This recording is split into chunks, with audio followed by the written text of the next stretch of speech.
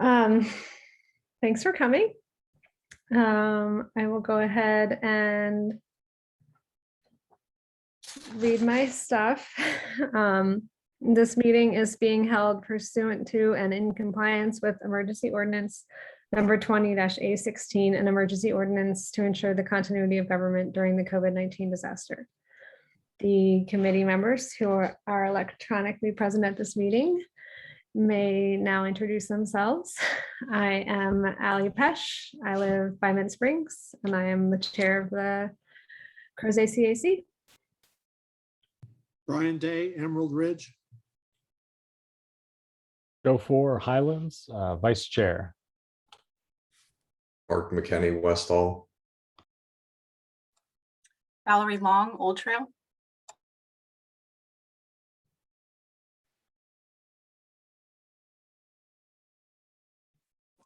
Costas Albertus, I live out on 250. Sean Bird off of St. George.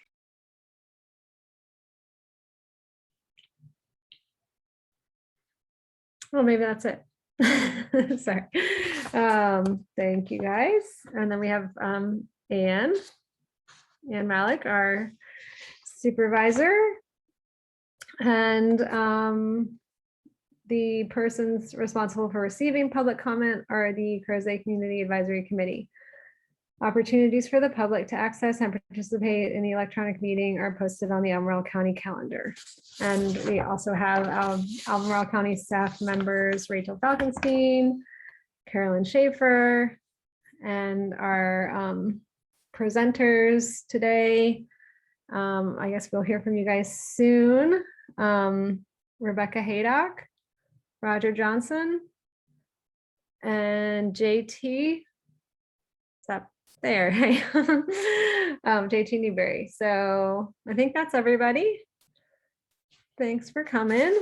I guess we can start with the minutes.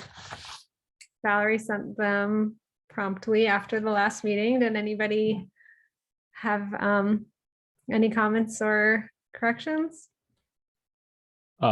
Allie, just one thought. We might be short of a quorum. Yeah, probably. I think we have, 15 official members if we don't count. I don't believe Ann and Jenny count. No. I think we got 15, so I think we would need 8. Okay, well, we want to maybe hold off. We can put that at the end. Yeah, we can put that at the end. So we can do the, unless there's any other announcements to make now, we can go ahead. I have an announcement, which is that I have to step out for a childcare reason for a few minutes, in a few minutes. So I will be gone for about 10 or 15 minutes. Joe will be in charge of anything needs coordinating while I'm away from my computer for a minute. And Carolyn, I might jump on my phone so I can hear the presentation. So, but I'll stay attendee while I'm picking up my kiddo. That sounds good. Okay, thank you. So I don't know if Rachel, you have any, if you want to introduce, or if Rebecca is going to jump right into it, just let me know. I'll let Roger or JT do the introductions this evening. Well, I'll kick us off. I wasn't prepared to do so, but I don't mind whatsoever. I'm Roger Johnson. I work for economic development in Albemarle County. I see a couple of familiar faces, and hello to those of you that I've known before, and to those I have not yet met. I appreciate the privilege to meet you virtually. I think tonight we're going to talk a little bit about economic development, what we do, how we support the community overall, and then dig into some details more granularly about how we support Crozet. We've got an agenda. I hope JT has it ready and has the ability to pull it up. If not, I think I remember it's not very complex. We're going to let Rebecca go first. She's our guest and she's a partner with us in economic development. We'll talk a little bit about how COVID impacted economic development, review our strategic plan, and then talk about some items that are specific to Crozet. With that being said, I'll take the opportunity to introduce Rebecca. Rebecca comes to us from a nonprofit startup who actually helped a lot of startups in their success. So she has a lot of experience helping businesses be successful. She moved over to the Central Virginia Small Business Development Center to take her talents to a bigger platform, and now she helps people across 9 or 10 counties. I'll let her explain that. You hear, but the county themselves don't directly support small business as it relates to economic development. We primarily focus on larger businesses or traded sector business, which I'll explain later. But we provide funding to folks like Rebecca and Stephen Davis at the CIC and other strategic partners to make sure that our small businesses in our community have the support they need to be successful. The most central person in all of that is Rebecca Haydick. And Rebecca, I'll turn it over to you to explain to this team the role of the SBDC in our community. JT, could I grab the screen sharing capability? Thank you. Yeah, so hi, everybody. Thanks for having me. A number of you I have not met yet, so I'm happy to have an opportunity to chat with you. Really briefly, and I'll share a few slides just to try to be as quick as possible so you all can ask questions. But I jumped into this role in April of 2020. The Small Business Development Center it's an SBA supported office. The SBDCs, as they're known across the country, there are 1,000 of them. There's 27 offices in the state of Virginia. And they were designed by the SBA in the 1970s to be the local boots on the ground, to help communities thrive and be strong and access resources like federal resources, state resources, as well as tap into the local resources for small businesses. Let me screen share really quickly. Can you all see this? For some reason, I'm not able to hit the presentation button. Sorry, give me 1 second. Let me see if I can get a different one up. Huh. You'd think I'd know how to do this because I do this all the time, but I'm not able to see the presentation mode. Well, we'll just go with this. So anyway, SBDC, we help small businesses through training, advising, access to local resources. And we primarily do have business and technical advisors on staff. This is our current team. We've grown substantially over the last 2 years. We have 10 contractors that are business and technical experts in everything from web development and online communications to people who are experienced in international trade, food and hospitality, minority business development. My background is in equity investments and technology innovation. And we also tap into a number of professionals through our state office and through other community partners. We have a number of assets which are free of charge to the communities that we serve. We have great market research and financial research capabilities, government contracting assistance. I mentioned international trade. We have specialists in craft beverages that are also in our international group, retail strategists, a number of professionals, everything from blockchain to social media and marketing expertise. So really a broad group. A good example of a few companies that we've worked with are these three. These are Albemarle County and the city of Charlottesville, and they've really taken advantage of a broad array of services. We have a manufacturer, Delaney Products, that has been in business for 100 years. And we worked with them during the pandemic initially to help with an EIDL loan, but found out that they needed a website redesign. They needed international trade assistance. They benefited from assistance in government contracting as well as new product launch. So we worked on all of those things. Springbok Technologies was a UVA technology that had sat for a number of years. They needed to negotiate their license out of UVA as well as get angel capital, develop pitch decks, develop financials, get connected to the lawyers and the accountants and the folks in the community. So we helped them do that. And then an example of a community business that has grown quite a bit is Pearl Island Foods out of Charlottesville. They grew to over 650,000 in sales from well below 100,000 when we first met them, and now have a product that can go national and participated in our food and beverage accelerator. So lots of different examples of how we can help. We have we do 80 training programs a year we cover so many topics and have really good attendance in everything from opportunities to pitch to angel investors, to SWAM certification, which is important for many of our businesses, starting your business, and things as complex as using blockchain for smart contracts in your business, as well as trademarking and intellectual property. So just a quick example, we have a very robust website and maintain a regional calendar of events. To the left here, we show events that are not just our events, but from anyone in the community that is offering small business assistance that we deem to be valuable for our businesses, right? So you can see there's Darden, there's the Chamber of Commerce.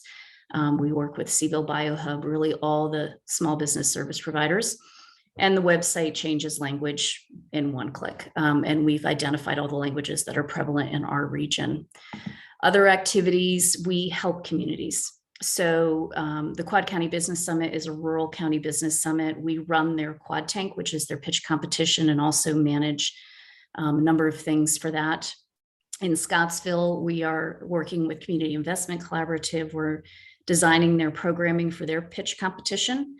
That's going to be running in the spring. Livingston, we're assisting them with a revitalization project. Albemarle County has helped us to launch the website Jumpstart. We're building 90 websites for the region for businesses that don't have a website or that need help revamping theirs so they can succeed online. That's part of our digital resiliency program. The SBDC has become it's really blown up in the last 2 years. It's much bigger, and we're doing an awful lot. I mentioned the 80 training programs. We saw over 500 clients one-on-one last year. We recorded over 26 million in impact, and that's just with a 19% response rate from our clients. We did over 5,000 hours of direct client work helping businesses. So very busy, but it pays off. There's a lot of evidence, and it's shown here that businesses that work with SBDCs, that tap into the resources that are there for them, and our job is to get those resources in their hands. They create more jobs, they have higher annual sales. And, we do this through a partnership with Albemarle County. So I will stop sharing now. Sorry for the messy slides. I don't know. You'd think I'd be better at Zoom after doing this for 2 years. I don't know why I couldn't pull that up, but any questions?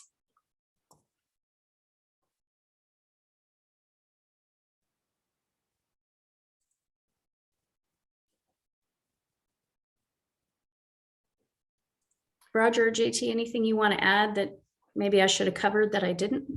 No, but I thought I saw Sean Bird on here earlier. His name's not popping up, but for an example of how they could help would be Sean Bird's trolley system. You could build a new website for them, would be an example of something that, and it wouldn't necessarily cost Sean anything. Right. They are free of charge. We've hired 2 web developers, keeping them very busy. If you visit our website, it's horrible alphabet soup. It's CVSBDC for Central Virginia Small Business Development Center. I really need to do something different with that. .org. There's a website Jumpstart page, and there's a portfolio of a lot of websites that we've completed. We're building them all in WordPress because everyone knows how to do WordPress. We train people how to change their sites themselves, and WordPress can grow exponentially with the business. But yeah, I mean, anyone that owns a business, we welcome, they just call and we can just talk about what do we know about that they might not know about that can help them.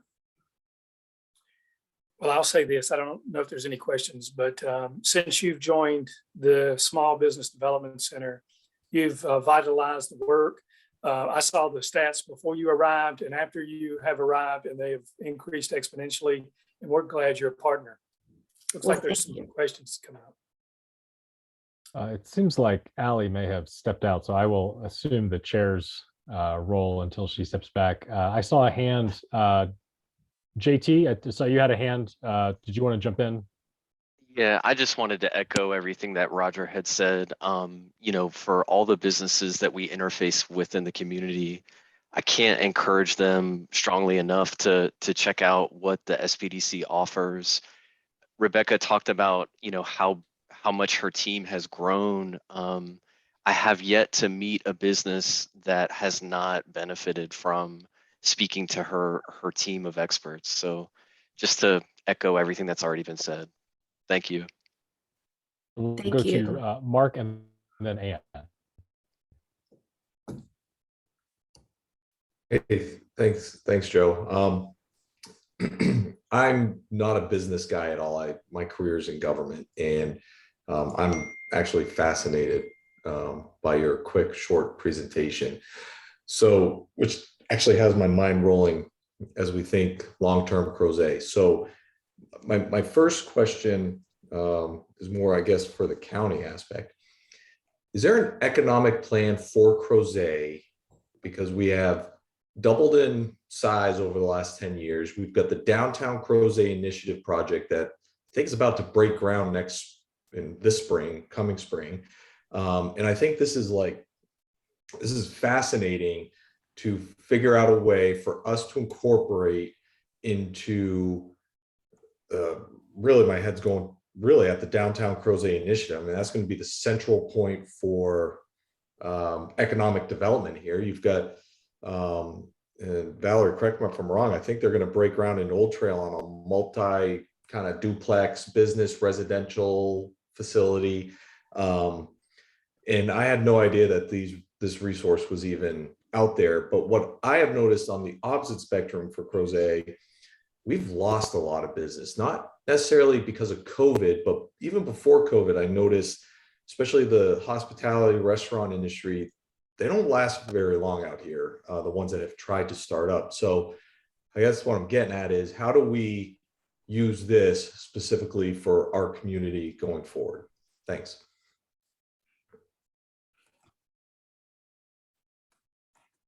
Is that something you want to address, Roger, JT, or?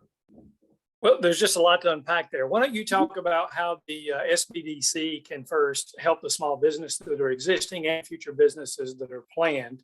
It may be a little redundant, but that would be one portion of it. And then we'll handle the portion about the second about the economic development strategic planning. Okay, well, from the small business perspective, it's varied, right? We are working with some businesses in Crozet. We've had some companies that, in the restaurant field that have launched products that they are selling into other stores. They're freezing and selling. They moved to pickup. They advanced their websites. They worked with our marketing team. We actually have 3 people on our marketing team from product and service launch preparation. We have a social media and advertising expert and we also have someone who helps them basically write and learn how to write copy that targets their customers. But we help them also figure out who is their target customer and how do you find them. And you can't just throw out a general Facebook ad or put on a Twitter, quick blast and assume you're going to catch your customer. So we help them hone in on identifying their most likely customers. We help them find capital, right? And creative ways to expand their distribution channel, like offering their products in other places, doing strategic partnerships or, what's known as piggyback marketing. There's just so many tactics. It really depends on the particular business, but we do work with them to come up with as many creative ideas as possible. And because we're part of America's SBDCs and we have not only regular statewide meetings of about 60 of us that are business advisors, we share best practices and share what's working in other communities. But we also tap into some national programs and try to share best practices with businesses and help them connect with resources and experts that they need, depending on what that need is. Mark, if that answered part of your question, I know Roger and JT, maybe you're going to touch on some of the broader aspects of the plan. Is that right? As part of your presentation, I assume you're going to touch on sort of getting at what Mark's getting to. So perhaps we go to Ann's question, then maybe you can circle back and kind of address some of Mark's questions as part of your presentation, if that's all right, Mark. Go ahead, Ann. Very good, thank you. So my first experience with your organization was way before you, 15 years ago, when we were just beginning to try to solve the dilemma of food producers locally and food consumers locally, and the big gap and the distribution gap and the aggregator gap and all that other stuff. So we spent a lot of time around your old table in the Omni. But it was all of about 6 people. So I am really excited to hear your presentation and to learn about all the new things that you're doing now. Do you have any links to arts organizations? Because I know there's a big arts organization or a conglomerate of people in Crozet who are trying to make plans sort of through the DCI, but to develop some kind of performance space and all those kinds of things. And while it's a little different than a bricks and mortar store, it is definitely a consumer, it is a business in order to stay alive and pay the rent. So I didn't know what sort of possible experiences you might have had with that side of the house. So we actually did, and this was before my time, but there was a very specific training program for artists and artisans, and for basically, turning your makers or your performance artists into a business. And that is the STAMP program that I showed. The expert that runs that does those types of programs, and he actually does it nationally. And we access him for free. So there are those types of programs, and we do try to specifically target the needs of those communities. One we did, for example, which Roger knows about, was the massage therapist. That was one of the worst ones when the pandemic hit. So we did programming specifically for them, and what are best practices and ways that you can, alleviate fears and perform your services and stay in business. And they all formed a group as a result of that. And a lot of them remain in touch. And that happened with other industries as well. And we do work to facilitate those types of small business circles or industry circles to support each other and get connected to the resources they need. Thank you very much, Rebecca. I just have one quick question perhaps before we go to Roger. And just, is there any business idea that is too nascent or too new? I mean, do you cater to only people that have existing businesses and the sweet spot of taking them forward, or is it people that are just coming up with ideas and really trying to figure out how to enter the marketplace or when or how to do that? Yeah, in fact, that's one of our sweet spots. We have a program, it's called the Innovation Commercialization Assistance Program, and it is specifically focused on customer discovery, right? Is my baby beautiful to everyone? Or to the target market, I think it is. Or, do I need to dress this thing differently? The old adage was, write the business plan, build the product, and sell it. And now it's find out if the customer is interested, do your customer discovery, starting with secondary research, followed by primary research, and then build, rebuild, plan, replan until you've got it right and you've demonstrated traction. And so we take people through that process to determine if their idea is right. And I mentioned the product and service launch preparation expert. That's actually a former Silicon Valley Bank executive, also with GE. I get amazing people, I really do. They are helping everyone, from a small service provider to a small, home-based item, figure out how to launch successfully. Great, thank you. Mark. Yeah, sorry, follow-on question. So does your team have the experience and knowledge regarding veterans accessing small business support through the VA and other elements, and how does that differentiate from kind of the normal, the other side of entrepreneurs? So there's a page on our website which has a specific section for veterans, and we also work with Letty Bean out of the Charlottesville Chamber of Commerce, who runs the veteran program there. And we are connected to veteran service providers, but unfortunately, there are not a lot of veteran-specific programs. We have, however, a large number of veterans as clients, and that's data that we can track. And of course, we have the Veterans Awards. We make nominations, and we work with those clients to achieve that. But as far as anything, sadly, there is not special money or special programming. But again, one of our main ways of working with people is one-on-one. That's because, business owners want things kept confidential, and we want to focus on just their business and their personal goals and their vision. So that's the way that we address veteran businesses, as well as other special interest groups largely. Thank you, Rebecca. If there are no other questions, I don't see any other hands up. Perhaps we will move on to Roger and JT. Thank you, JT. If you could pull the presentation back up. And JT, I also sent you a link to the flow of money video. Wasn't planning on showing that, but since Mark's question is directly related to our strategy, I think it'll contextualize the conversation. So Mark, I'm going to ask you to watch this small video. Hopefully the sound works. We have not practiced this, but in order for you to understand the county strategy, I think this team needs to understand the overall context of what we're trying to accomplish.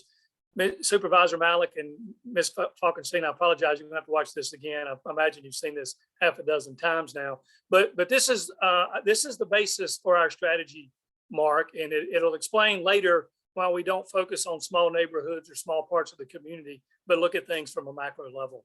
If you would, JT, let's see if this works. Let's talk about the flow of money and how it impacts your local economy.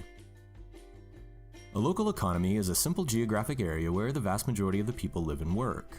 The boundary of this local economy is mainly determined by the commuting patterns of the people in the area. The location and number of jobs within an area determine how big geographically this economy will be.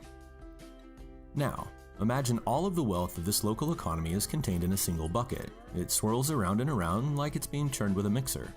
It goes from person to person, business to business, and person to business. Money is exchanged in each transaction, and the money recycles through over and over. But there's a hole in this bucket where the wealth of the community is leaking out. Did you buy a car last year? While some of that money does remain local, a good share of the purchase price is returned to Detroit or wherever the car was made. Every time you purchase a shirt or a pair of shoes, money leaves the community and goes to the city where the product was made or the service is being performed. No matter how big or small, money is continuously leaving the community through this hole in the bucket. Now you may be asking yourself, but I thought money was being exchanged from business to business. Wouldn't that stop the leak? Unfortunately, it doesn't. Most businesses are consumptive in nature, meaning they rely upon the local marketplace to earn their profits. Consumptive businesses include doctors, restaurants, and movie theaters. Almost 95% of the businesses in most communities are consumptive businesses. If they want to increase their share of the money in the bucket, they need money to stay in the bucket and grow. So, how do you stop the leak? Well, you can't stop it entirely. Instead, what a community needs is to add money to its economic bucket, replenishing the supply. A source, like a faucet at the top of the bucket, needs to be turned on, rejuvenating the wealth so that the churning process can continue. A local economy's faucet is a specific type of business known as a primary business. New wealth is brought to a community by the business activity of these primary businesses located within your local economy.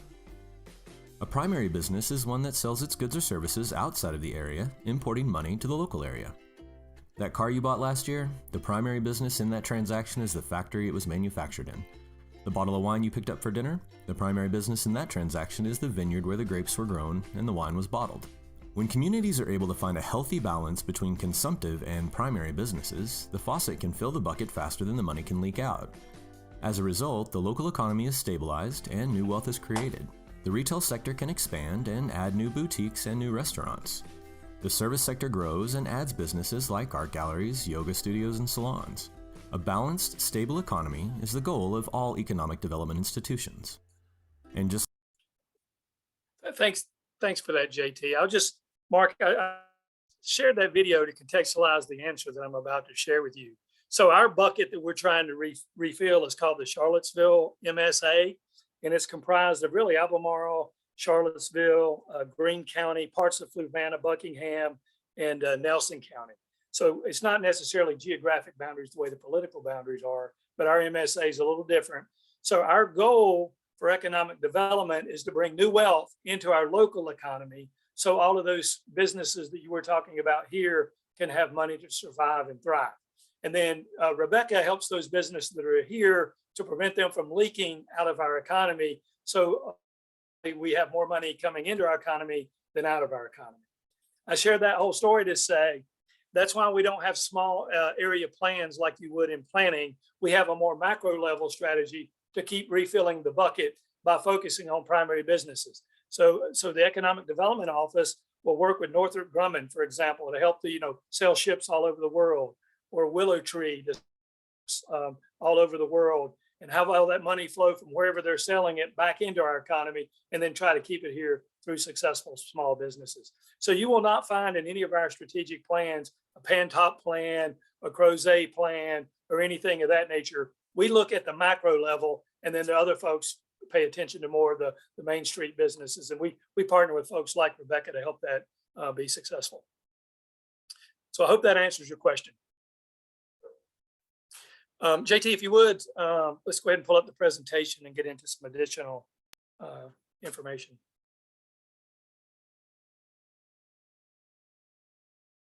There's a slide we prepared for you, Rebecca. So we thought we would start with the pandemic and before we got directly into our strategic plan, because this is probably of great interest to folks in Crozet.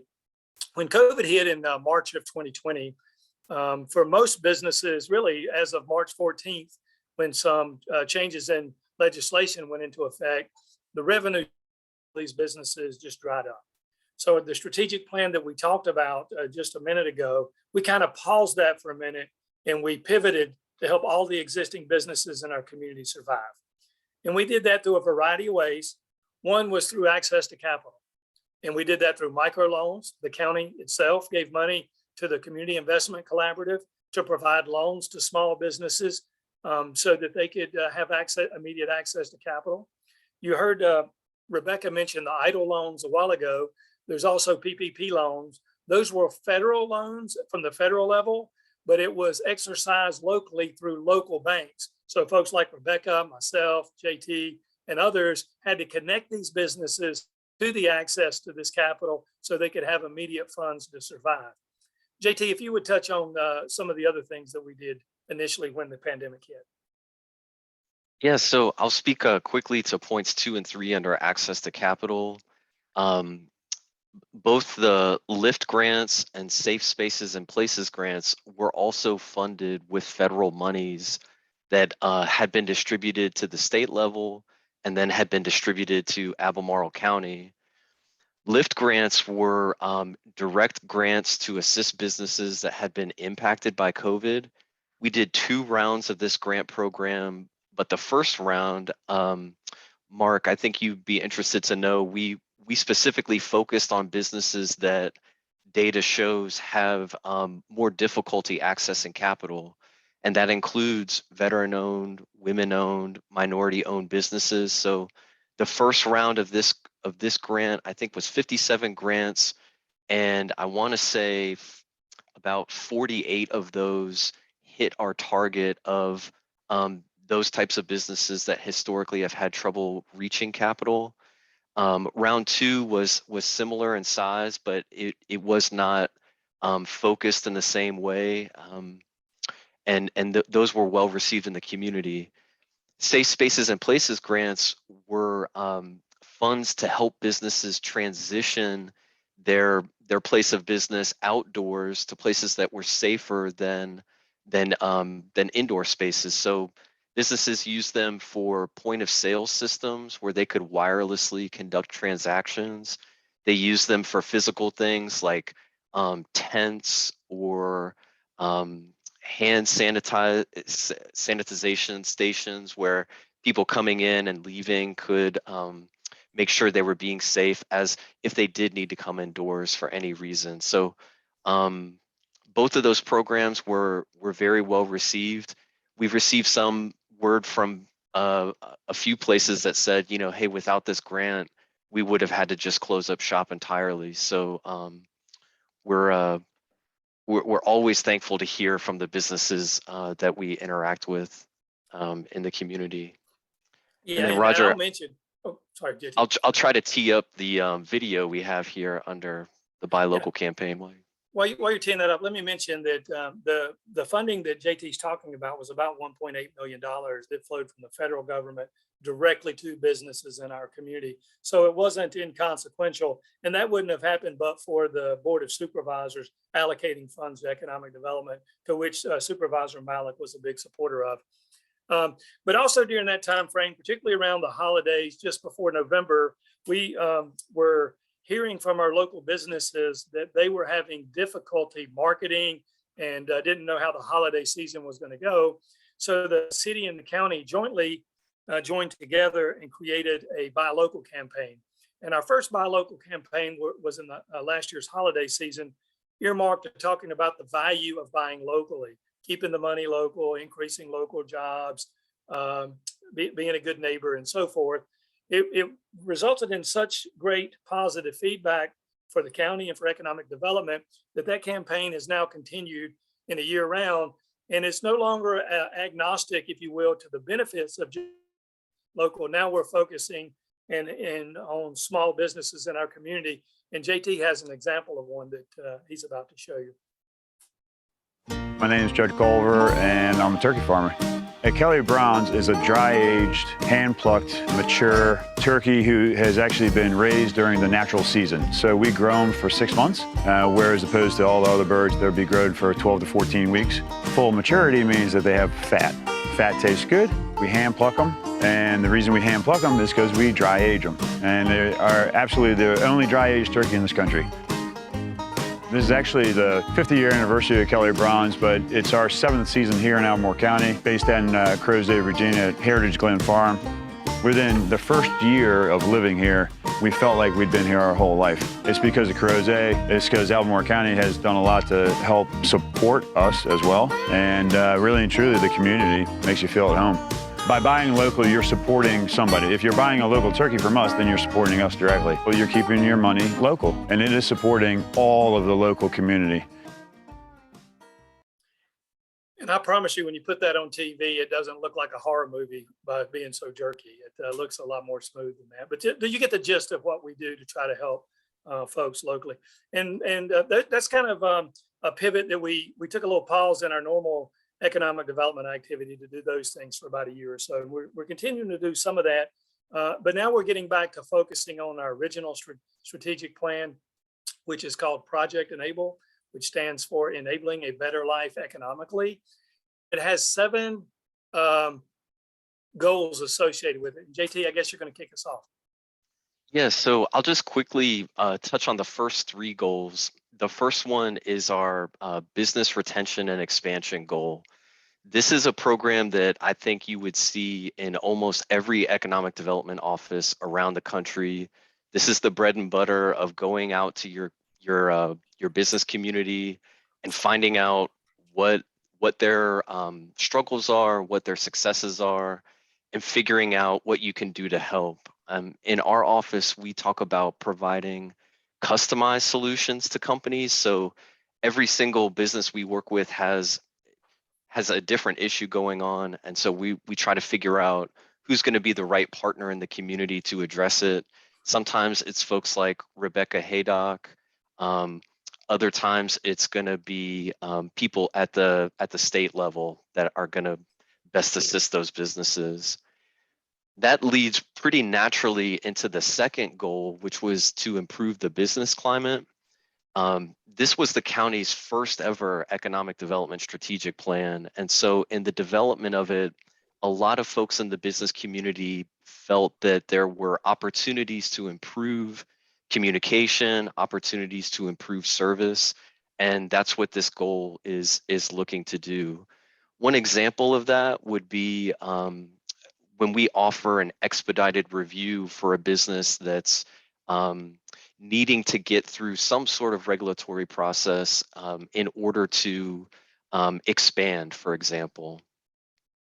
The next goal is the county's readiness to accommodate desired business. And in some ways, Mark, it makes me think about your question. One of the biggest struggles that businesses have in our community that are successful here and growing here and want to stay here is having enough land to grow. And so one of the functions that I do in our office is focus on site readiness, preparing areas where businesses can grow and be successful. But there's other ways that you can do that. We can leverage state and federal grants for businesses to help them address their costs. We can help connect them to a talent pipeline. We can do things, there are specialized things like Rebecca mentioned Letty BN at the Defense Affairs Committee. Defense is one of the county's targeted industries. And so we have a number of contractors. Roger mentioned Northrop Grumman, but there's a number of different ones there. So if you go to the county's website and you read through all 7 goals of Project Enable, goal 3 is the longest. So I've just highlighted a couple of things, but those are the most salient points. I'll just add, and I hope that this community has found this to be true. We believe this particular strategic plan has threaded the needle so that we can have the best of both worlds: a sustainable, maintaining the importance of our environmental stewardship, and still remain bucolic. So while JT's talking about readying sites, we're not going to do that to ready this community for a concrete plan or anything that wouldn't be consistent with the county's comprehensive plan goals. This particular project is all geared toward making the comprehensive plan successful. But I'm going to talk about goals 4 through goal 7. Goal 4 is seeking private investment to further the public good. And you mentioned this, or several of you mentioned this, in your own backyard is the Barnes Lumber Project. That is a prime example of what we're trying to accomplish. This is a situation where we will use public-private partnerships to make a project happen that would not happen but for county participation. In the example that in your own backyard, the Barnes Lumber Project had been planned for some 10, 12 years, I guess, without ever happening. And the reason it was happening was the disconnect between what the public wanted and what was financially feasible for the investors and their ability to get a reasonable return on that investment. So the county stepped in and created a public-private partnership and decided to make a financial contribution for a couple of elements. They include a road network as well as the downtown public plaza. Those 2 elements reduce costs for the developer and makes his project financially feasible that wouldn't be otherwise. And how that works is primarily on a synthetic tax increment financing basis, which means once the building's built, our tax revenues increase. We use those increased tax revenues to pay for the developer's cost of building the plaza. So we're not outlaying a great deal of money. We are outlaying some money for the plaza, but overall, the preponderance of the funding for this project will come after the taxes are paid and we rebate those taxes, construction loan, and part of the roads as well. So that's an example of number 4 of how we seek private investment to further the public good and get the elements the community wants. Number 5 is enhance the visibility of economic development. We learned that this community is probably the most intellectually competent community I've ever worked in, but yet didn't have a good understanding of economic development. So one of our goals was to go out into public and make sure people knew what we were doing and why we were doing it. And tonight is one example of enhancing the visibility of economic development. We want to leverage strategic partnerships with other economic development institutions. A few examples means would include Project Rebound, which was a chamber-led project, which we worked in concert with the chamber, the city, the county, and the university to help our economy rebound from the impacts of COVID. That's an example of where the Buy Local campaign came from. We hired KPMG to put together some strategies. The Buy Local campaign was but one of those. I'll also mention the city, county, the chamber, and UVA is also launching an initiative called Venture Central. This gets right to a question that Joe asked earlier. Do you have a front door for helping startup ideation, creating a proof of concept and building a brick and mortar? Venture Central is expected to create a place for that. It's programming for that. Obviously, Rebecca Haydick and her team will be part of the programming. You heard about all the resources that they already offer. And then it's also mentoring, where we're going to connect seasoned founders and funders with new startup founders so that they have experience on which to build. Those are examples of strategic partnerships so we can build our own successful businesses opposed to recruit them. What you won't see on this list, oddly enough, is for us to go out and actively recruit new businesses to our community. And the reason is when we built this plan, we went out and we listened to the folks in the community, and they said loudly, we don't want you going out and recruiting these types of businesses. We want you to help the existing businesses grow. So you won't find that as part of our particular strategic plan or project enable. And then the last thing we do is we partner with the county's tourism sector, which is known as the Charlottesville Albemarle Convention and Visitors Bureau, to promote tourism.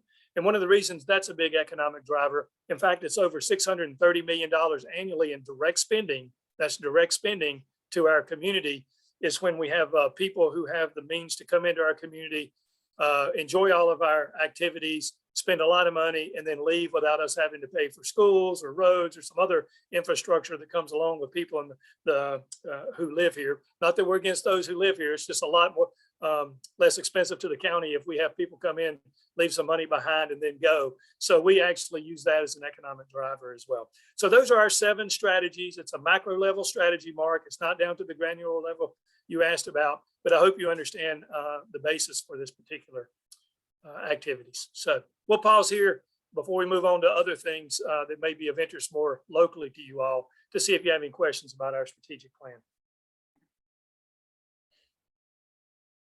Thank you, Roger.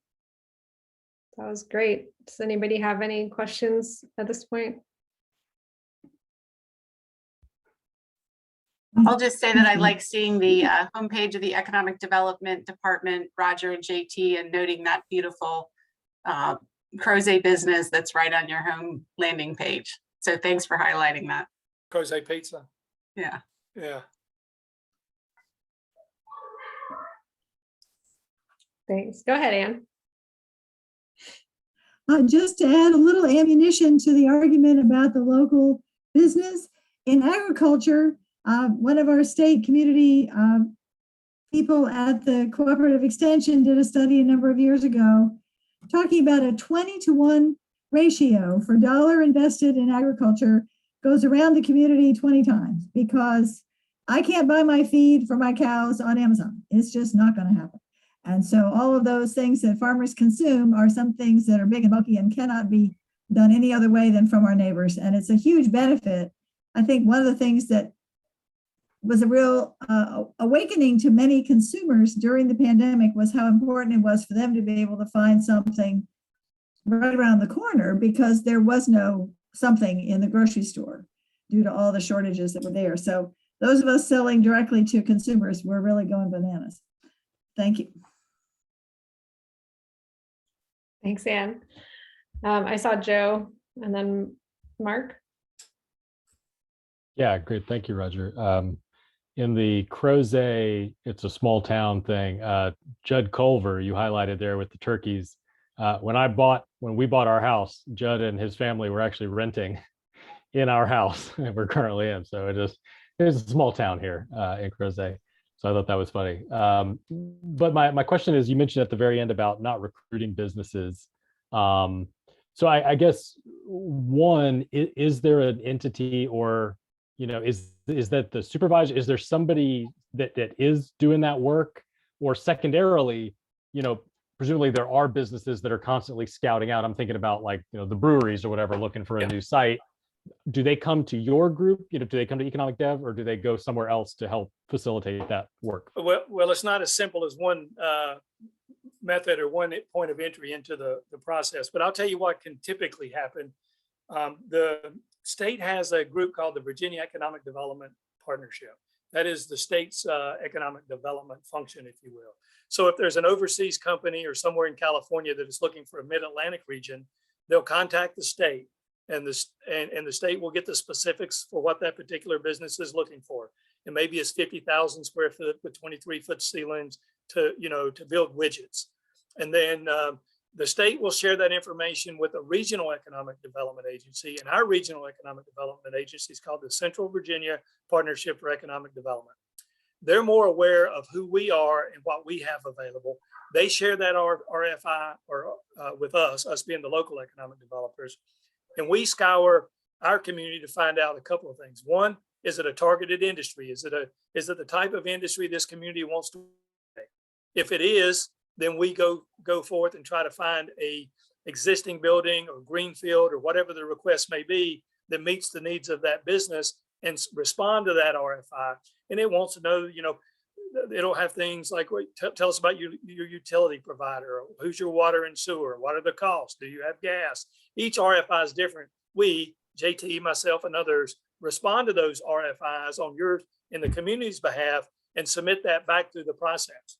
And then if we're down selected, it becomes even more complex in how we go about accommodating this particular business. It involves maybe a site tour. Then it talks about incentives. A lot of closed sessions. Oftentimes you wonder what happens in a closed session, maybe at a board of supervisors. Usually it's talking about a business that may want to locate in our community, but they don't want their competitor or their employees to know they're thinking about relocating. So we have to keep that information confidential, but oftentimes that's how the process works. But it's not always that clean. They can come to us directly from a site selector, directly from another local municipality, or from the business themselves. Sometimes they don't go through the process. They contact us directly and we respond to those particular inquiries. So there's a multitude of ways we go out and try to accommodate businesses that would want to locate here. But we don't do what some other communities do. For example, if you wanted a life sciences company, which is a targeted industry here, some economic developers would go out to San Diego for a big life science event, set up displays and tell them about the community and why they should locate here. To try to recruit new businesses down the community. We don't do that function primarily because the preponderance of folks in our community asked us not to. Okay, great. Thanks, Roger. Yes, sir. Hey, so thank you, Roger. Yes, you did answer my question, and it makes total sense to a non-business economic understanding guy here. I guess I'm still kind of intrigued on how can the Crozet community revamp or put on a better track our kind of the economic piece. Again, Barnes Lumberyard. Hopefully the Acme site is cleaned up and ready for development for businesses. Yeah. I just, you know, I see on one hand, Crozet is a suburb. It's people leave Crozet to go to work in Albemarle or City of Charlottesville, UVA, Martha Jefferson. You don't have the people coming to Crozet for work. You have a housing cost crisis that I think exasperates that, because a lot of people on the entrepreneurship side, I think, want to live and work in the general area that their business is. I think that's what makes small business special, is its community focus. So not necessarily this for the county to answer, but I guess I'm throwing it out there as to how can we as the CCAC kind of help jumpstart Crozet out of the pandemic and getting small business sustainable, up and running. And maybe that also helps the affordable housing issue that we see out, not just here, but nationwide. So those are just my thoughts. Thank you, though. Yeah, well, Mark, let me just mention that your coverage is not completely bare. One of the things that we struggle from as a local economy is a lack of rail served sites. And it just so happens that you have one in Crozet that is being cleaned up as we speak. And that will add to a unique, diverse product that we don't currently have, which may serve as in the future as an employment center. I'll also just say that companies are not encouraged by additional expense of having to travel a long distance to get to 64 or 29. And that's one of the barriers that you may face when they can locate directly on those particular corridors. But that's not the case with RailServe. So when it comes to those types of amenities, it will be an important differentiator for your community. So I don't think that your coverage completely bare. I just think there's some tough barriers to overcome: the cost of land, the distance of travel to get to this particular location, the access to workforce, limit that. But on the other hand, you do have some employment center that's in your master plan. I think Rachel, I believe it's in purple. I don't know if we have that handy to pull it up, but there's some other existing businesses that could have some feeder businesses that later come that create primary jobs, and primary ladder jobs, as opposed to, I'm not against the work that Valerie does. I love lawyers, don't get me wrong, but it's a different type of employment. So while you may have some attorneys downtown, or you may have Crozet Pizza downtown, those don't necessarily open up a wealth of opportunity for all people. Yeah, that purple area is zoned appropriately. It's near rail. We've had at least 2 inquiries for that particular site. And it comes the cleanup from the Jim Beam Company was just not far enough along for it to be considered. So we do hold out hope that will later become an employment center for Crozet, and I help you overcome some of those long-term concerns you expressed. Yeah, that purple site looks like a good spot for like an Amazon Prime 2-day cow feed delivery system, man.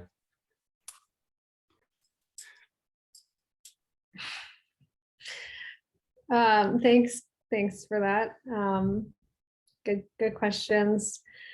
So we have one more thing to hear from you guys. Is that what Well, we just wanted to make sure we saved enough time to answer any questions about anything you may have that we just didn't cover. We knew there were quite a few topics that were of interest to this group. We follow your journey along with the Crozet Gazette and the Daily Progress and other reports to the supervisor. So there may be some other topics you'd like us to delve into. Good. Okay, good. Thank you. Well, does anybody have more things that they wanted to bring up at this point?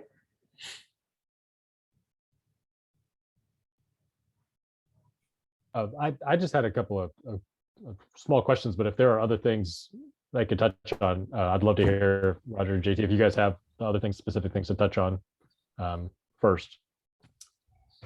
No. Okay, then. I really appreciated your answer to Mark. I thought that was really good because that was exactly my question, was sort of what are are there unique constraints or strengths, for our community that we could highlight, and were there any policy? So I guess that was my other question was, thinking of our board, our job is to help out on the master plan and the policy side, and thinking, are there, zoning or policy challenges, in the county more broadly, but specifically in Crozet that present an issue or an impediment to economic development? Are there particular things? I guess so I was thinking, our master plan process just wrapped up, so that ship's kind of sailed. But as we're, interfacing, we're working with the board, or we're pushing for things. Are there, whether it's infrastructure issues or zoning or certain things, are there policies that we should be advocating for, pushing for, that would make your lives and business owners' lives easier? Well, first of all, let me say that the rezoning process has resulted in a beautiful community here. And it's just completely beautiful. So I don't want you to think I'm being overly critical of the rezoning process, but it's very time consuming. And the reality is a business is not necessarily going to wait 18 months to find out whether or not they can or cannot locate at a particular location. So, as I think about things the community could do or advocate for would be to get our actual zoning to match our comp plan. So to minimize the amount of time it takes for the rezoning process to happen, particularly as it relates to light industrial land. And I think that process later on, Rachel, I'm not really sure how that's going to play out with the comp plan. But Joe, I think that's one thing we could do as a community to ready ourselves to accommodate business. Great, thanks, Roger. That's perfect.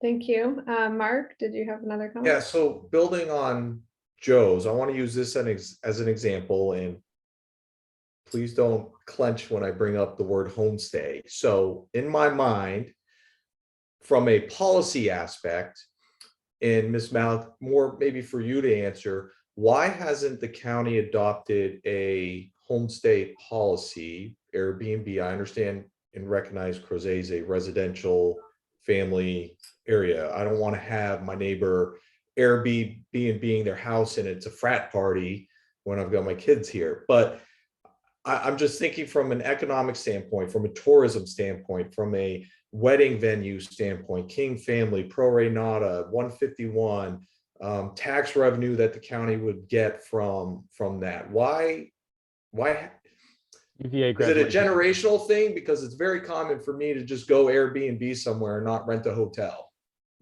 Yeah. And I think that's a perfect example to use, Joe, in kind of the topic you brought up from a policy side on how we could see some changes. Thank you. You'll be happy to know that we do have a policy and we do have a procedure for getting people registered and have inspections done to make sure that safety features are there at the minimum level. And what you describe is really the balance that's needed, because there are many absolutely fabulous, responsible, neighborly homeowners who do a wonderful job. There's some in this meeting right now, but there are also others who live elsewhere and put their place that has no parking in Old Trail on the thing on the listing without permission or any licensure, and drive the neighbors crazy because there are 5 cars attached to this unit that have no place to go. And the 85-year-old next door can't get her groceries in without walking for 4 blocks, carrying everything. So those are the kinds of things I've heard about a lot. And so making sure that we have people who have the situation to do it right. If you don't, that's not the fault of the neighbors. It's the fact that if you have this intent, you better buy a place where you have the space to do it right. Don't try to change the rules later after you bought a place in Old Trail that doesn't qualify in any way. So we have definitely been taken to the cleaners on a lot of these things with a lot of concern and update. But really and truly, my focus has been on making sure that the people who are doing it right and doing the registration and collecting the taxes and all those kinds of things, which are tremendously improved over the way they were 2 or 3 years ago. I mean, there were hundreds and hundreds of non-compliant ones a few years ago, and now it's fewer than 100, I think, who are still dribbling their way through. So I think we are making progress. And certainly when my grandkids go off to Pennsylvania for lacrosse tournaments, they absolutely like to stay in somebody's homestay instead of some nasty hotel somewhere. So, and I saw a hotel on the previous slide. All of the Crozet growth area is a tourism zone.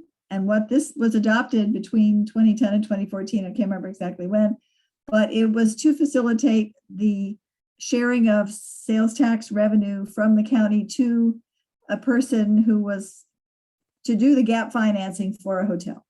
And this was set up originally for the one in Old Trail, which was all set to have its building permits issued. And the 2 banks who had been financing it merged, and therefore they didn't want to each have so much stake in it, and they pulled the financing. So that's what happens sometimes. But I think there's some really earnest interest at JB Barnes in that wonderful boutique 60-room hotel that will benefit all of us and also help all of the surrounding folks who have the 1 and 2 bedrooms and the beautiful garden and the sort of more quiet. You know, a goat or 2 is always really wonderful for visitors. So Yeah. Thanks. No, I appreciate that. And yeah, my head was thinking when that Barnes Lumberyard project is completed, I think we're going to see a lot more community desire in the downtown area. There's that would be interested in that homestay, and I thought this was a perfect venue to. Yeah, well, hopefully there'll be a hotel Yeah. at Barnes before it's finished. And I also just want to, this is not a meeting about homestays, but I also appreciate that the county has taken into consideration affordable housing is probably the #1 topic you hear around here. And we definitely want to discourage people buying up affordable houses in order to make them homestays, because we have a very limited stock of that. So anyway, go ahead, Sean. Oh, thanks. Yeah, as someone with particular interest and experience on the topic, when all this was going down, Mark, just to let you know, there was a group of us who do homestays. There was probably 30 or 40 people who got together and were quite outraged about what we saw as overly stringent rules that I would argue still the county is really unrealistic in their sense of what homestays are and I think minimize the economic impact that they have in the community. I know that they've relaxed some of them, but let me tell you, when you compare it to other cities, other counties in Virginia around the country, I would argue that they have a long way to go to really be welcoming of people who want to both make some income by renting out their house occasionally, but also, you know, the fact is, when you come to Crozet, and we've listed all these reasons people come every weekend, trust me, I know, there is nowhere to stay between Charlottesville and Waynesboro unless you're staying in someone's home. And we just have to face that fact. And a 30-room boutique hotel in the Barnes Lumber location is going to make a drop in the bucket. So I still think the county could go a long way to be promoting homestays instead of sort of putting up roadblocks and barriers. And we, during the research, asked the county actually for the number of complaints that residents have made. And I kind of forget the numbers, but it was something about 40 complaints over the last 8 years countywide regarding homestays, and they were really and there was only 2 in Crozet. So I think some of these arguments about the impact on neighbors is a little exaggerated, and you know, just seems to, as we said, sort of took a pretty blunt instrument to this issue of homestays. But I won't keep going on for that, but there's no doubt that there's a huge impact for the community in that regards. And while I have the floor, I just did want to give a shout out to Roger and JT. I have worked with them personally with the trolley business, and they were great. Anyone who is thinking about starting a business from just an idea in your head to any stage of implementation, they're a great resource to go to. And just wanted to say that as someone on the committee, that I've personally have been through their offices, and they've been great helping us find resources to get us off the ground. So good to see you all. Cool. Thanks for sharing, Sean. And I'm glad we have their help. Carolyn, I think Joe is stuck in attendees. Anybody else have comments or questions?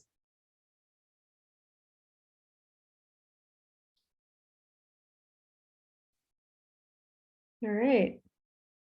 Well, I think it was great to dedicate a meeting to this topic that comes up a lot. And Joe, you have something to say?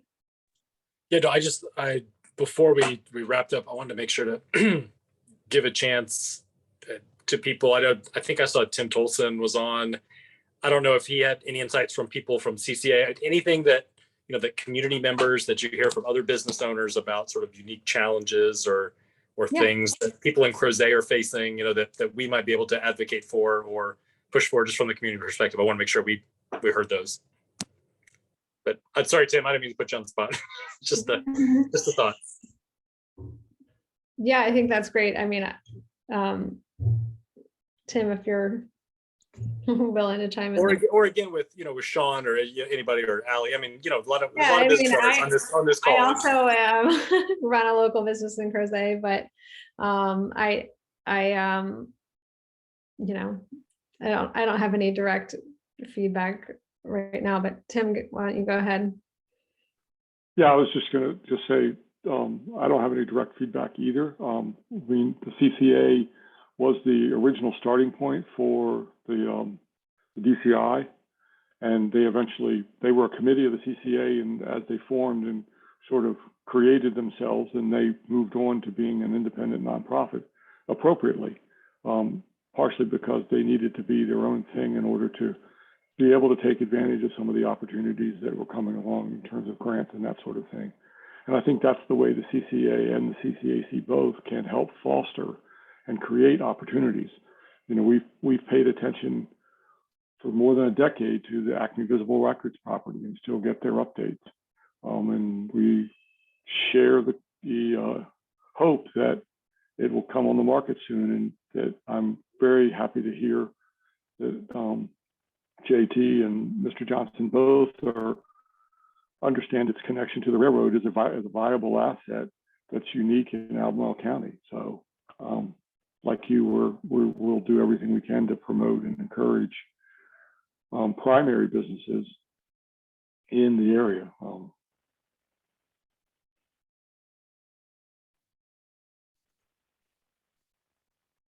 Thanks, Tim. Yeah, I think we all agree it'd be great to, I hope we can see something happen at Acme.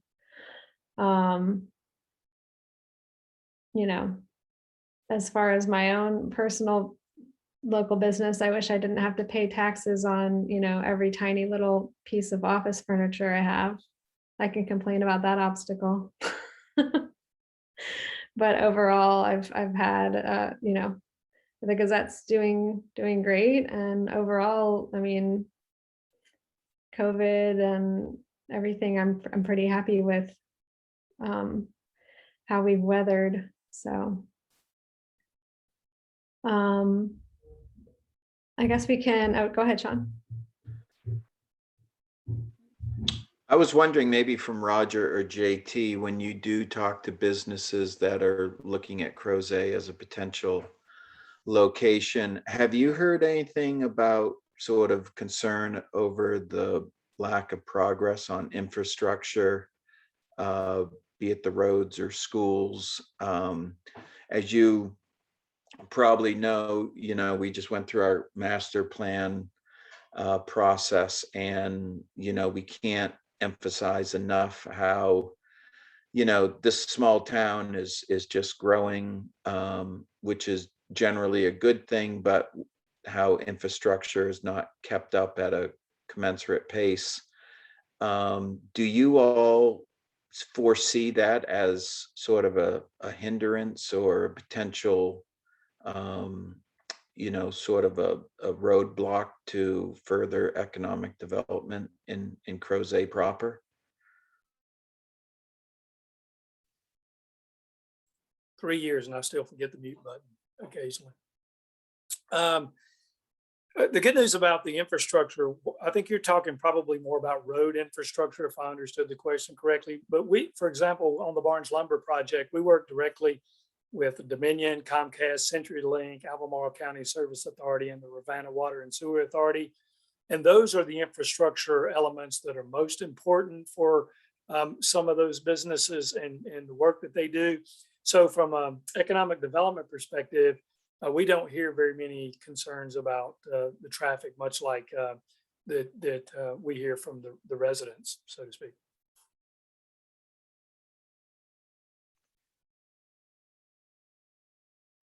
Go ahead, Valerie. Thanks. Just following up on that question, Roger, what issues do you hear about? You mentioned the lack of available land, particularly industrial land, Yep. Other issues that we could be thinking about going forward as a committee and a community? Well, you'll be familiar with how much time it takes to get through the processes at the county, so I'll not be redundant on that.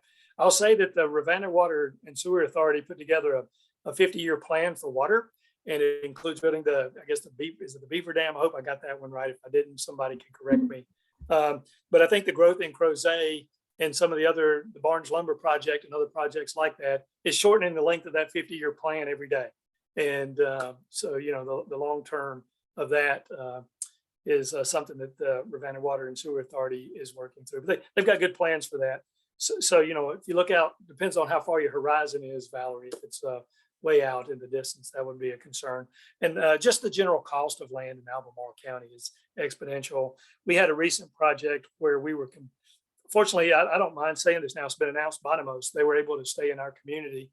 What you may not know is that they had an opportunity to go to two other regional communities, Gordonsville and Waynesboro, and the cost of property, industrial zone property was $4. I hope I get this right. $4 JT in one community per square foot, $7 in the other, and 17 here. Did I get those numbers right, JT? I don't want to, yeah, okay. To give you an idea of what we're up against. So just the cost of land here in and of itself drives up the cost of business. It seems like that's perhaps exacerbated or even more of an issue here in Crozet, given the constraints and just lack of available land. Is that right? Yes, ma'am. Andy? I guess with a business that's tourism related, there's not really a choice about where you're going to set up. But I'm wondering, do we have any indication that people are choosing to incorporate in other counties because of Albemarle's decision to tax gross revenue as opposed to net? And I'm not really sure why we do that. Is that something that many counties in Virginia do? Or Anne, can you enlighten me on that? She's making a face like, what are you talking about? No, I'm not, because we've talked about it multiple times in multiple years, and I'm trying to remember whether the last answer was that we don't have the local authority to do it the other way. And I think that's the most recent answer, rather than just that we're piggish and we want to take all of everybody's money, which is not the case. So it's either that we tax gross or we don't tax at all. Is that the choice? Well, that may be the authority. That may be the authority question. And I just have to get an update from the county attorney, unless Roger happens to know off the top of his head about that. But I do know when my husband had a dental office, he paid on his gross, even though his overhead was 85%. Exactly. And that math does not work very happily for many people, for sure. No, I mean, so I you had just a have business to at one be point, and careful. I very seriously considered going over to Augusta or, one of the other neighboring counties, because it just didn't, for a business that has a lot of expense, it's really a problem. Yeah. Anyway. Yeah, I often worry about the holes we tend to dig for ourselves, where the return is really pretty small, and the loss of public goodwill is big. And we just don't need to be having those fights if we have an alternative to do it. So we have had the last, I think, 8 or so years really spent the grand majority of time in finance getting ourselves compliant with state law. And that has been a real comeuppance to people who were happily riding along under the old rules that were not really being enforced as well as they should have been. So I admire our current and most previous finance staff, because they really brought us into the 20th century, not the 21st century necessarily, but we had lots of catching up to do.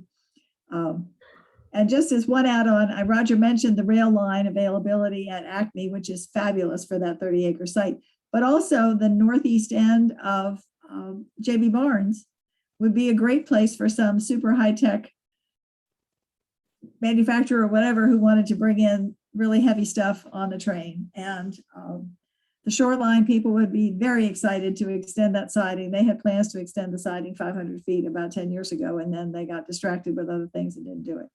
So all those options are just really important. But we also need to remember and try to help support and expand on the sort of natural gifts that the community has right now too.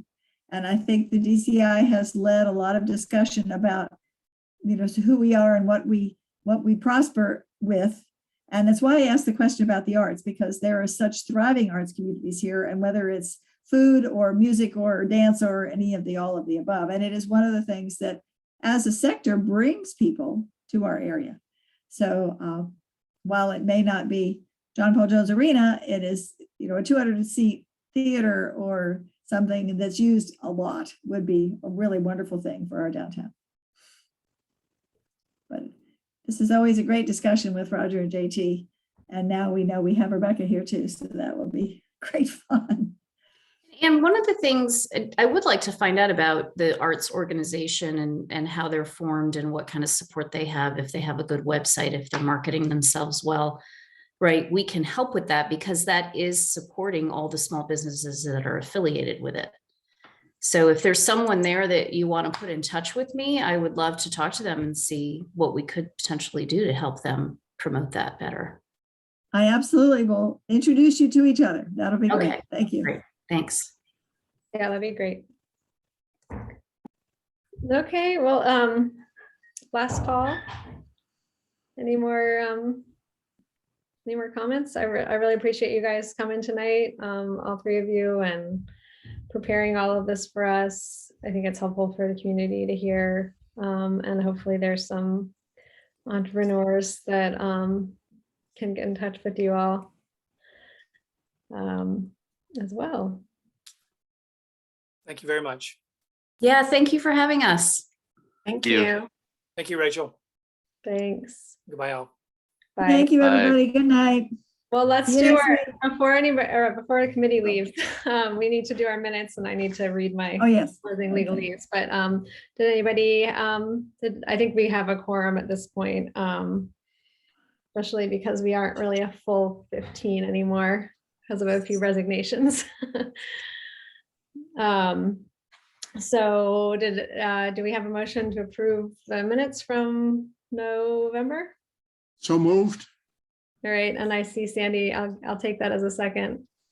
All right, everybody in approval of the minutes, say aye. Thumbs Aye. up. Good. Any opposed? Okay. All right, any announcements? Happy holidays. Do we have a topic for next month? Go ahead, Ann. Now, my question was, in addition to Doug Bates, are there others who have resigned because we need to get that Yeah, advertising process? Yeah, Katya resigned like 2 years ago. Josh, don't know what's up with him. Okay, so he just has not been attending, but we He haven't has not heard been anything attending. about him. David's missed the last few also. I haven't heard from either of them. Michael emailed Okay. me today that he wasn't going to be able to come. Matthew also had let me know he couldn't come, but he was questionable about continuing because of other commitments. So we could be due for several Okay, slots this. because it looks like we might have 4 right now, and that would get us, so we don't have to wait till April, if that's truly the case. Oh, So yeah, that would be, well, I mean, I it might will, be if, who am I forgetting? Katya, probably Doug, Matthew. Oh yeah, Mike told me he couldn't come today. If Josh is resigning, then that would be 4. Okay.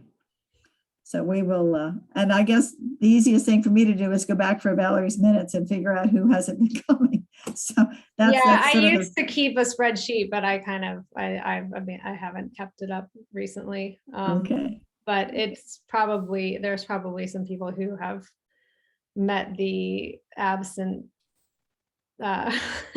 number that Right.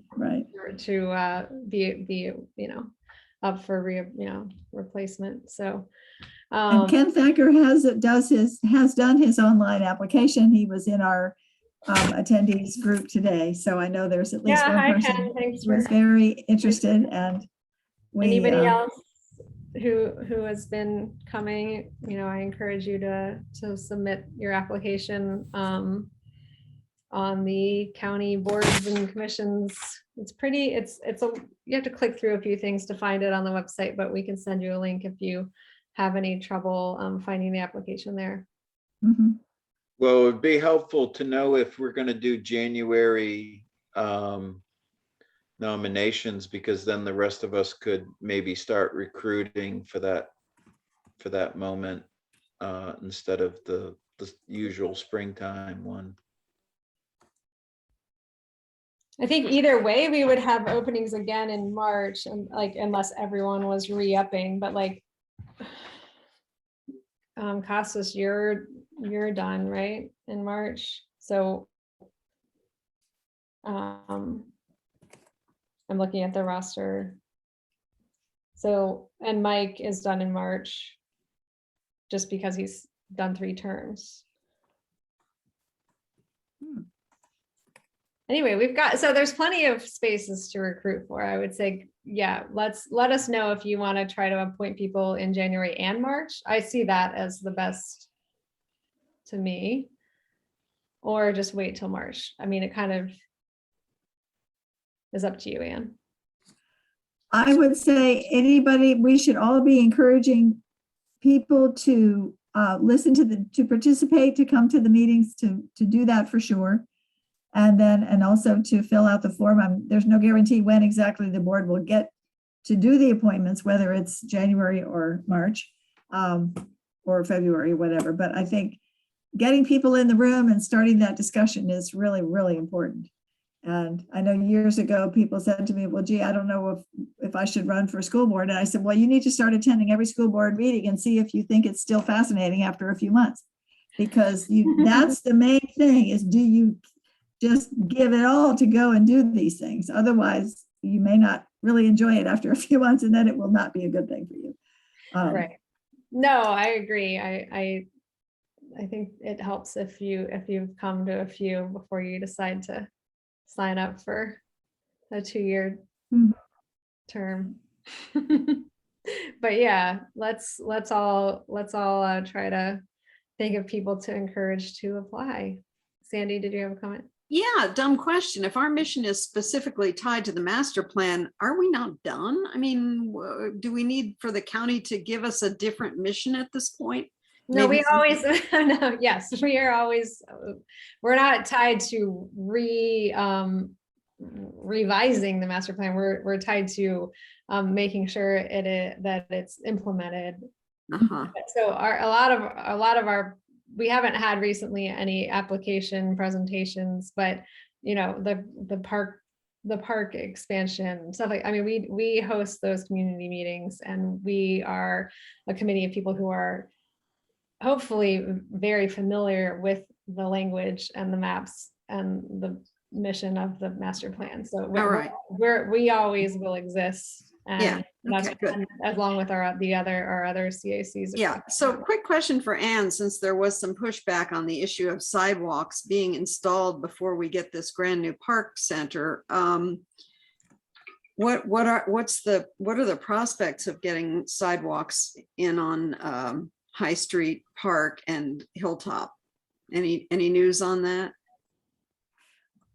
I have no news about it. The Park and Tabor sidewalk has been on the CIP for a dozen years and was at the top until VDOT changed the formula and wanted an extra $500,000 from the county last year to keep it on the list.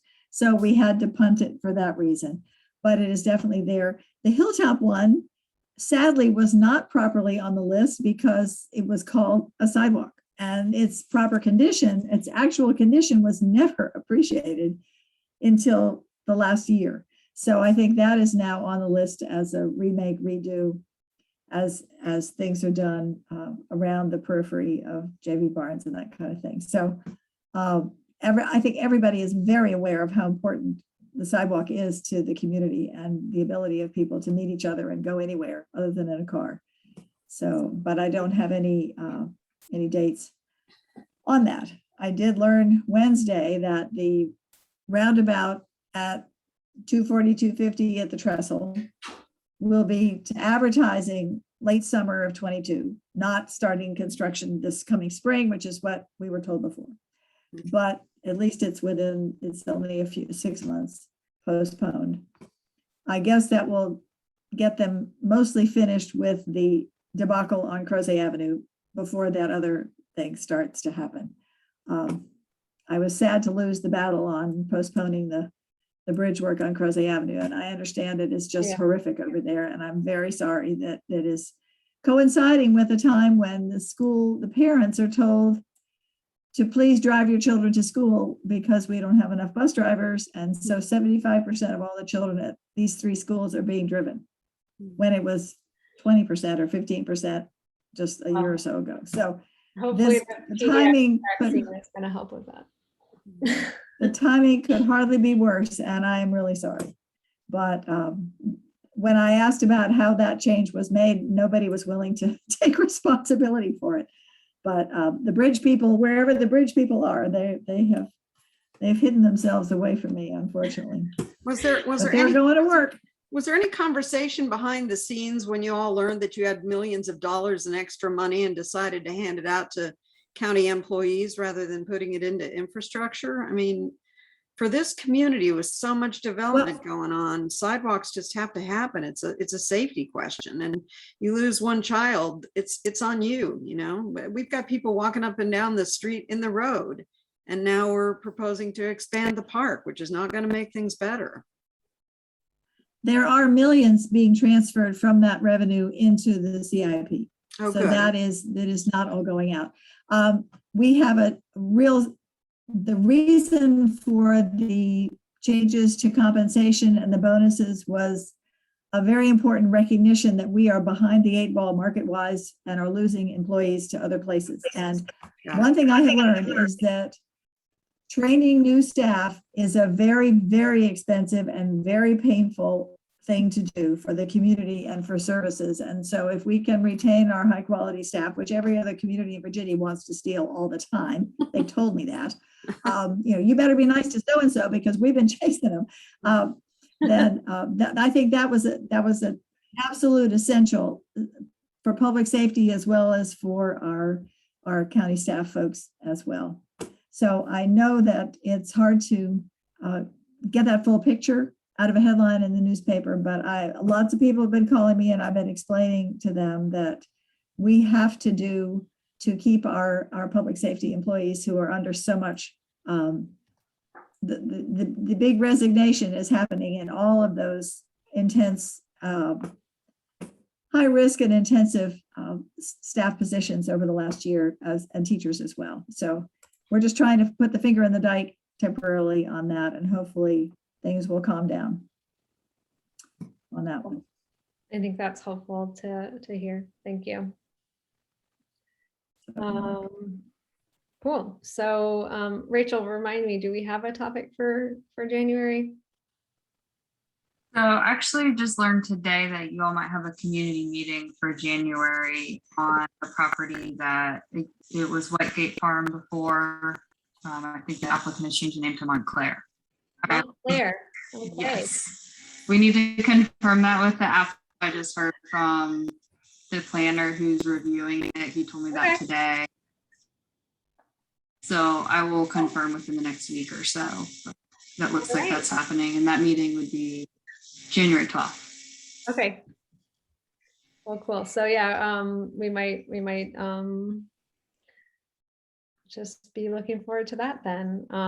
Let me know if anybody has other things that they would like to see happen in the first couple months of the year. Go ahead, Ann. I think someone had already brought this up at a previous meeting, but having Gabe Daly come out and talk to us about the climate program. Yeah.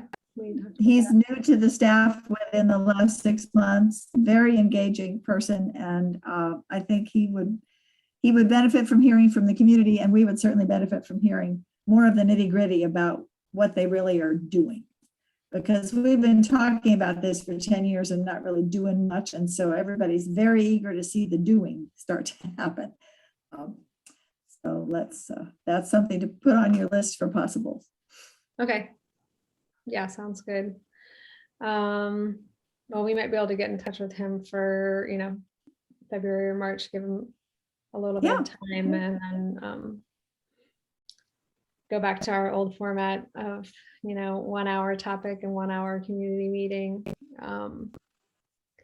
So I find those meetings pretty engaging. So, okay. That's it. Thanks for your time tonight, everybody. And, tell your friends to apply for the committee, because we definitely are going to have a lot of openings in the next 1 to 4 months. So just go ahead and submit and come to our next meeting, which will be tentatively scheduled for January 12th at 7 p.m. Opportunities for the public to access and participate in the electronic meeting will be posted at a later date in accordance with emergency ordinance number 20-A16 and open meeting requirements of the Virginia Freedom of Information Act. And that's it. Thanks. Happy holidays. Happy New Year's to you. You too. Thanks. Be safe, everyone. You too. Stay healthy. Good one.